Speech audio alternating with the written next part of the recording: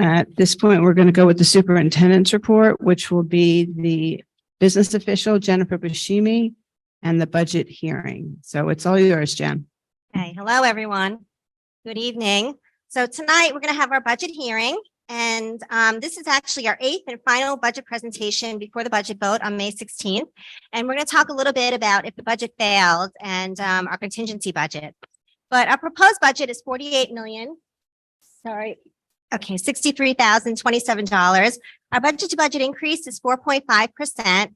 Our state imposed property tax limit is 4.16%, but our projected tax levy increase is much lower at 1.88%.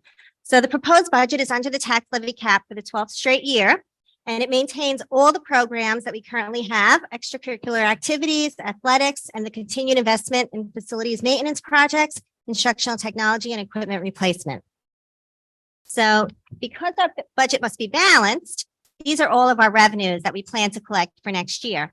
And the final state aid projections were released on May 2nd, and I updated the slide to include that we received an additional $6,969 once the state budget was approved.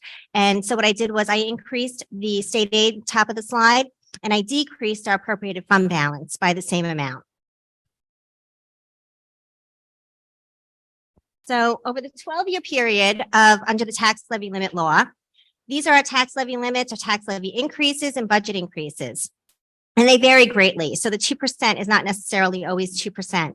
So you can see this year our tax levy limit is on the higher side, and our budget increase is on the higher side. And the reason for that is because of the change in CPI, or the inflation rate. So that was one of the biggest challenges in developing the budget this year, was the 8%, which is unprecedented rise in inflation, which definitely increased all the cost of goods and services that we are going to need for next year. And we also had to absorb almost 15% increase in health insurance rates also in next year's budget. The summary budget is shown here by expense category, and the detailed budget is all online. So when you go to the main page of the website, you'll see there's a little box with budget information, and all of our previous presentations are on there, and you'll see a lot of additional information like our detailed budget, which has been posted now for the past few weeks. The budget to budget increase of $2,069,700 can be seen on the next slide. So we reconcile that $2 million by the increase in employee benefits of almost $1 million. We have a transfer to capital, which will renovate 4 bathrooms at Pearson for $300,000. And then we have various inflationary increases in all of our other contractual professional service fees, materials and supplies. Salaries are going up by less than 1%. Our TAN borrowing costs have increased greatly, so we had to increase that account by $150,000. And then we also are trying to replace a facilities vehicle, a truck that is over 15 years old. So this is our budget shown in 3 parts. We are required to present this to the voters, and the voters will also see this on our budget notice. So in the event voters reject the district's proposed budget twice, the Board of Education must enact a contingent budget consisting of teacher salaries and ordinary contingent expenses.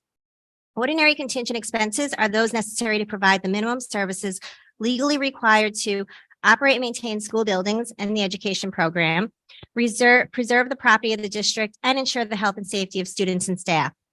So in the contingent budget, all of the equipment items are taken out.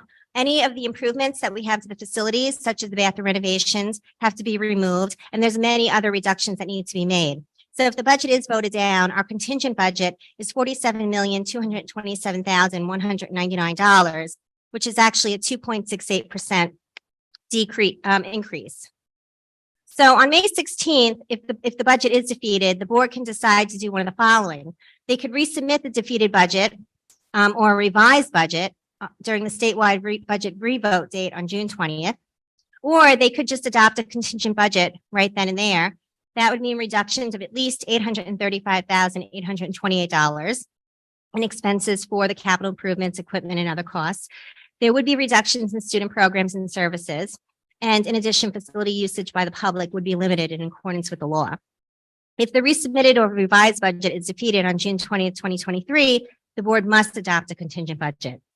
And under the property tax cap legislation, when a district adopts a contingent budget, the tax levy cannot be increased for any reason, and the tax levy limit is set at 0%. And there are no exclusions allowed under a contingent budget. So when you look at the, when you look at the contingent budget revenues, you'll see that on that blue line on the bottom where it says general fund tax levy, you'll see no increase. So, and we would have to actually decrease the appropriate fund balance in that case to reconcile to get to our total contingent budget of the $47,227,199. So online, when you go online, you'll find the budget statement, which is available right now.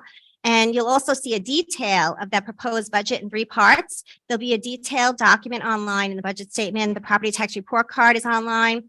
Academic report cards are there. Administrative compensation disclosure notice, and also the exemption reports for both Town of East Hampton and Town of Southampton are both in the budget statement. You'll also find the budget newsletter online, and the budget newsletter will also be mailed out to everyone's home this year. And it does contain an FAQ on some of the propositions and also the proposed purchase for the Marsden properties. And it contains a lot of other information and a lot of the information on programs and things that occurred in the district during the year. And in that mailing and online available tomorrow, you'll see the school district budget notice. And the budget notice is what we send up to New York State, giving them a lot of information on the budget that was adopted. And you'll see on that 3rd column of numbers there, the contingency budget that we just discussed. So the propositions on the ballot this year, we have 4 propositions. So the first proposition is the approval of the budget with a tax levy increase of 1.88%. And if voter approved, that will cost taxpayers about $67 per year for a home valued at $1 million. That's based on current assessed values and equalization rates. And it comes out to roughly $5.60 a month. So Proposition 2 is the purchase of the Marsden Street properties and the use of the capital reserve funds and bonds to fund the purchase. So approval of this proposition will not have any impact on the 23-24 budget or tax levy, but it will impact future years. If the project is approved by the voters on May 16, the district will begin the process of seeking a $6 million bond anticipation note in July. In addition, $3,425,000 will be withdrawn from the district's Facilities Improvement Capital Reserve Fund, and there is no requirement to replenish these reserve funds. The $6 million bond anticipation note can be issued for up to 5 years before it must be converted into bonds. Interest on the bond is due in year 1, and principal must start getting paid down in years 2 through 5. And then the district can then convert the debt into bonds at any time during the 5 years if interest rates become more favorable. So as you can see on the bottom in the bullets, the first year would be 23-24 with no budget or tax levy impact. Going forward, 2024 all the way out to 2030, you'll see that the impact ranges anywhere from $18.14 per year to $41.47 per year.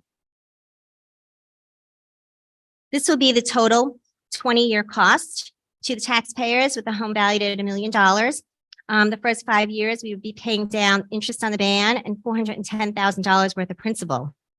If we do issue the bond in the 5th year, we would issue the bond actually for $5,590,000. And overall, during that 20-year period, it would cost the average taxpayer $756.50 over the 20 years. We also have Proposition 3 to establish a capital reserve for technology equipment purchases, security systems, and technology infrastructure upgrades. So this is in essence allowing us to open up an additional savings account for the district to save funds to do some of these types of improvements. The establishment of this reserve fund does not have an impact on the 2023-24 school district budget or tax levy. It would purely be funded with surplus funds at the end of the year. And any expenditure from this reserve must be authorized by district voters. So once we do save money for these improvements, we would have to go out to the voters and they would have to approve a resolution or proposition to move forward. And then we have Proposition 4, which is to authorize an appropriation for the general use, maintenance, and capital improvement financing of the Sag Harbor Historical Museum. So the Sag Harbor Historical Museum, they're requesting $75,000 each year in tax levy. And if approved, the tax levy for the Historical Museum will cost taxpayers about $6.48 per year Sorry about that. I have a little cold. Per year for a home valued at $1 million. You can see that over the years, the taxpayers have supported the budget. And you can see last year we had overwhelming support of the budget. The budget was approved by 82% of the voters. We have 6,294 registered voters. And we do have a small percentage that comes out each year to vote, but we just would like to thank the community, of course, for their support. And all the highlighted area in the bottom half of the slide is when the tax levy limit went into effect. And you can see on the bottom, on Tuesday, we hope everyone comes out and exercise their right to vote. And here is the voter information at Pearson High School Gym. We're going to be there from 7 a.m. to 9 p.m. on May 16th. And absentee voter applications are still being accepted. If you would like to get one mailed to you, you must have that application to the district clerk by May 9. And I just want to take this time to thank the superintendent and the board and all the administration and also all of the staff involved in the budget development process. And everyone worked really, really hard to put this budget together. But I think that when you look through it and you look at the detail, you'll see that it was really, well thought out and well put together. Thank you. Okay. Yes. Thank you, Jennifer. Does anyone have any questions on the budget hearing for tonight? No? Okay. Well, thank you, Jennifer, and your staff for doing an outstanding job as always. At this time, I'd like to have a motion for items 4.2 through 7.9. Second. All in favor? Aye. Aye. And was there any discussion? I think I forgot discussion. Any discussion? Okay, all in favor? Aye. Okay, may I have a motion to adjourn? So moved. All in favor? Aye. Aye.